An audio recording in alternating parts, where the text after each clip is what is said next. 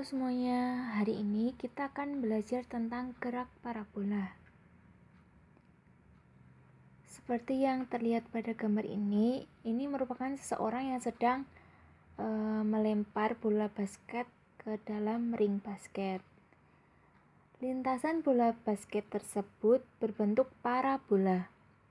Gerak yang lintasannya berbentuk parabola disebut gerak parabola. Contoh umum gerak parabola adalah gerak benda yang dilemparkan ke atas membentuk sudut tertentu terhadap permukaan tanah. Nah, di sini itu dia kan ketika melempar bola basket ke ring, dia akan membentuk sudut tertentu. Gerak parabola dapat dipandang dalam dua arah, yaitu arah vertikal sumbu Y yang merupakan gerak lurus berubah beraturan atau GLBB dan arah horizontal sumbu X yang merupakan gerak lurus beraturan. Nah, di situ tadi itu sumbu X di sini. Nah, berarti yang ini merupakan gerak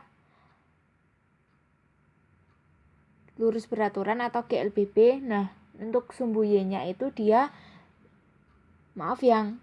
yang X itu gerak lurus beraturan atau GLB, sedangkan yang sumbu Y itu merupakan gerak lurus berubah beraturan atau GLBB.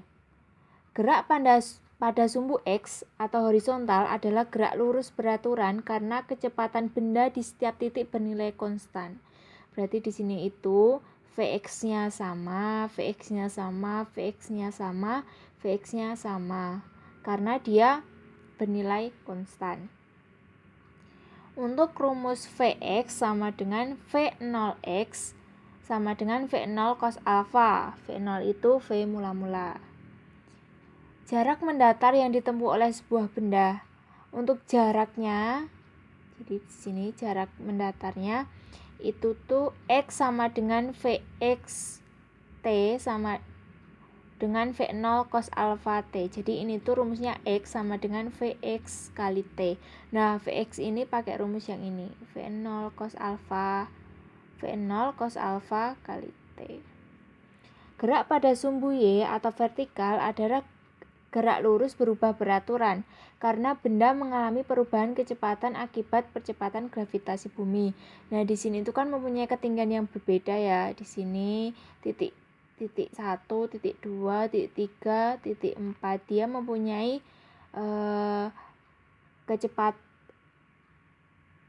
perubahan kecepatan karena percepatan gravitasi bumi.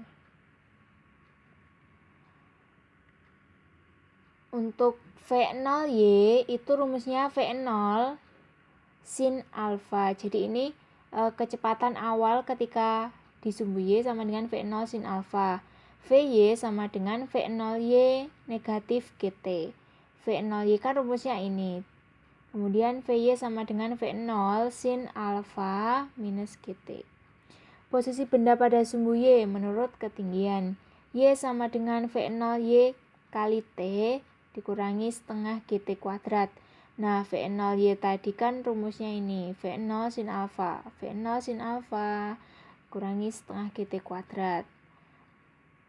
Tadi V0x komponen kecepatan awal dalam arah horizontal, kemudian Vx kecepatan pada waktu T dalam arah horizontal, V0y merupakan komponen kecepatan awal dalam arah vertikal, Vy kecepatan pada waktu T dalam arah vertikal, kemudian X posisi pada arah horizontal, Y posisi pada arah vertikal.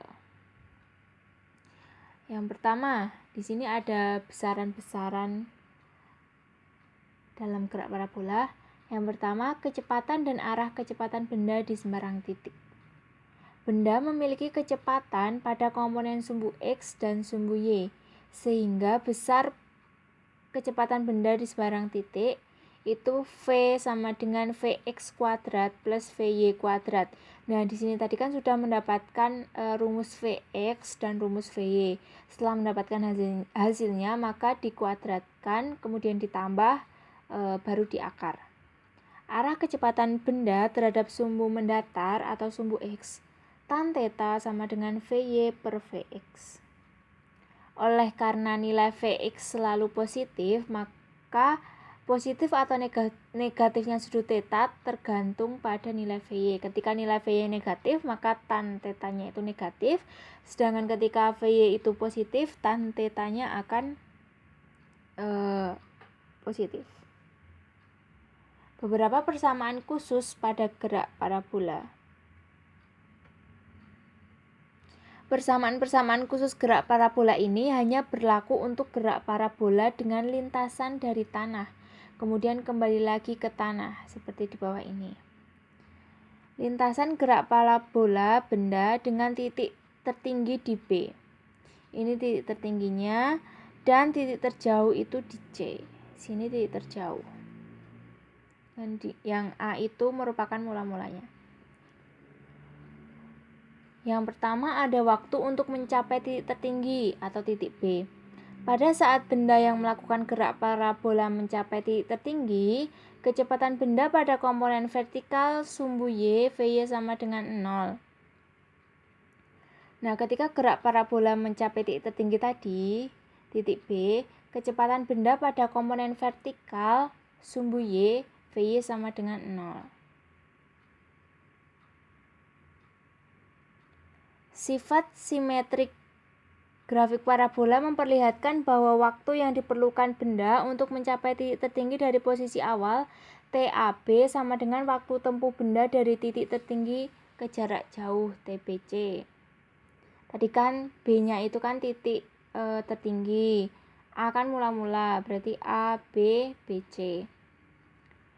TAB sama dengan TBC sama dengan V0 sin alfa per G.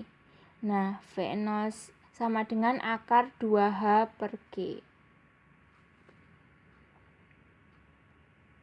Dengan TAB itu waktu dari titik A ke B, TBC waktu dari titik B ke C, V0 kecepatan awal, alfa sudut elevasi, H tinggi maksimum, dan G percepatan gravitasi. Kemudian yang B ada tinggi maksimum dengan bersamanya H sama dengan V0 kuadrat sin kuadrat alfa per 2G. H-nya itu tinggi maksimum, V0 itu kecepatan awal, A sudut elevasi, G percepatan gravitasi. Kemudian jangkauan maksimum atau R atau jarak terjauh. Ketika menggunakan jangkauan maksimum, maka di sini R. Sedangkan ketika menggunakan jarak terjauh, di sini itu X. R sama dengan V0 kuadrat sin 2A per G. Nah, sin 2A ini menurut trigonometri itu bisa diuraikan, yaitu 2 sin alfa cos alfa. Nah, 2-nya itu dikali V0 kuadrat, makanya 2 V0 kuadrat sin alfa cos alfa per G. Dengan R jangkauan maksimum, V0 kecepatan awal, alfa sudut elevasi, G percepatan gravitasi. Kemudian kita ke contoh soal 1. Dari titik A di tanah, sebuah bola dilemparkan dengan kecepatan awal 20 meter per sekon dan sudut elevasi 37 derajat. Sin 37 derajat sama dengan 0,6. Jika G sama dengan 10 meter per sekon kuadrat, hitunglah. A. Komponen kecepatan awal dalam arah horizontal dan vertikal. B. Kecepatan bola setelah 0,4 sekon. C. Posisi bola setelah 0,4 sekon. D. Tinggi maksimum yang dapat dicapai bola. Dan E. Jangkauan maksimum yang dicapai bola. Kita tulis diketahui dulu, seperti biasanya. Diketahui V0 sama dengan 20 meter per sekon, A sama dengan 37 derajat, sin 37 derajat itu 0,6, sedangkan cos 37 derajat itu 0,8. G sama dengan 10 meter per sekon kuadrat.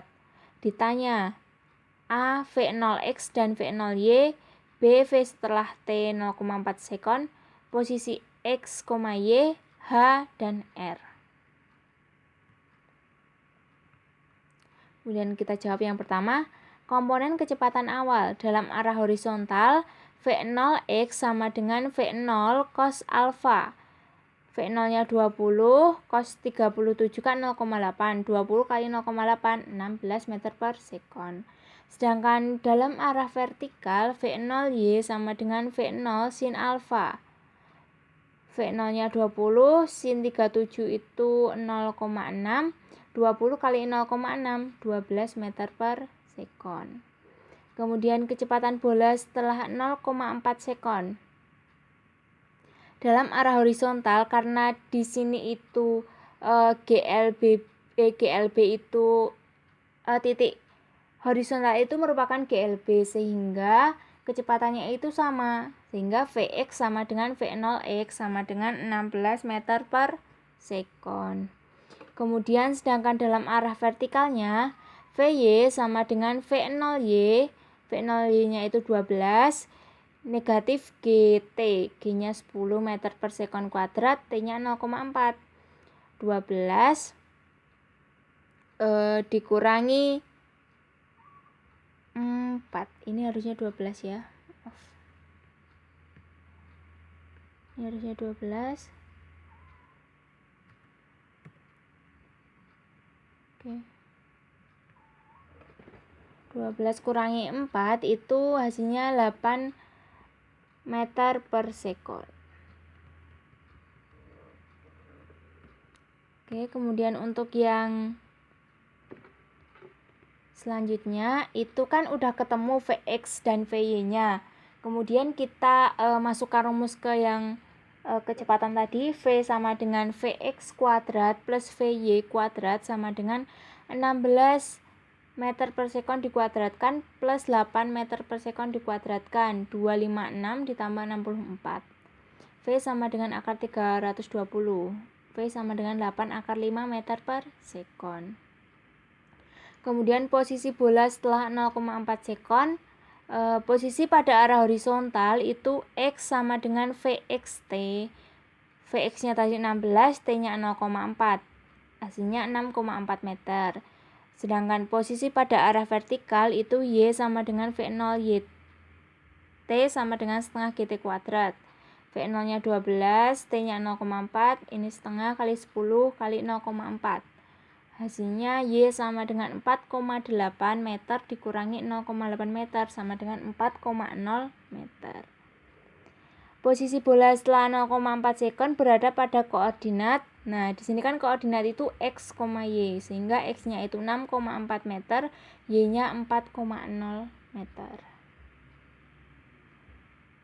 Kemudian tinggi maksimum yang dicapai bola. H sama dengan V0 kuadrat sin kuadrat alfa per 2G sama dengan 20 meter per sekon kuadrat. Ini disinkan dulu, sin 37-nya itu kan 0,6. Kemudian 2 kali 10, 20. Jadi di sini 0,6 20 dikuadratkan 400, 0,6 dikuadratkan 0,36 dan 2 per 20. Kemudian H sama dengan 144 per 20. H sama dengan 7,2 meter. Jangkauan maksimum yang dicapai bola. R sama dengan V0 kuadrat sin 2A per G. 2 V0 kuadrat sin alfa cos alfa per G. Nah, di sini tadi kan sin 2A-nya ini diuraikan, jadinya kayak gini. Kemudian 2 V0 kuadratnya 20 dikuadratkan sin alfa sin 37 cos alfa cos 37 per 10. 2 kali 400 kali 0,6 dikali 0,8 per 10. Hasilnya 38,4 meter, jangkauan maksimum. Kemudian kita ke contoh 2. Sebuah benda dilemparkan dari puncak sebuah gedung yang tingginya 40 meter. Nah, di sini gedungnya tingginya itu 40 meter. Kecepatan awal benda 20 meter per sekon. Kemudian dengan sudut elevasi 30 derajat. Tentukan jarak terjauh dalam arah mendatar yang dapat dicapai benda, arah mendatar. Diketahui H sama dengan 40 meter. V0 20 meter per sekon, alfanya 30 derajat, dan G-nya itu 10 meter per sekon kuadrat. Ditanya, posisi pada arah horizontal atau mendatar? X ya berarti. Kemudian jawab, V0Y sama dengan, kita menggunakan rumus yang ini dulu. V0Y sama dengan V0 sin alfa. V0-nya itu 20 meter per sekon, sin alfanya itu sin 30, sama dengan 20 meter per sekon dikali 0,5, 10 meter per sekon. Kemudian Y-nya itu V0 YT min setengah GT kuadrat. Nilai Y ini, nilai Y ini diambil dari harga negatif 40, karena posisi akhir titik B itu berada di bawah posisi asal titik A. Jadi titik A kan di sini, titik B di sini. Jadi ketika dia maksudnya A-nya itu kan lebih atas dan B-nya itu di bawah. Jadi kan ke sini, otomatis dia menegatif. Kemudian negatif 40 sama dengan 10T, negatif setengah 10T kuadrat. Negatif, ini kan dibagi 5 semua, dibagi 5. Nah, negatif 40 bagi 5, negatif 8, 10T bagi 5, 2T, setengah dibagi 10, 5 dibagi 5, negatif T kuadrat. T kuadrat minus 2T negatif 8 sama dengan 0. T plus 2, T negatif 4. T sama dengan negatif 2, T sama dengan 4. T sama dengan negatif 2 tidak digunakan karena di sini itu waktu tidak ada yang negatif.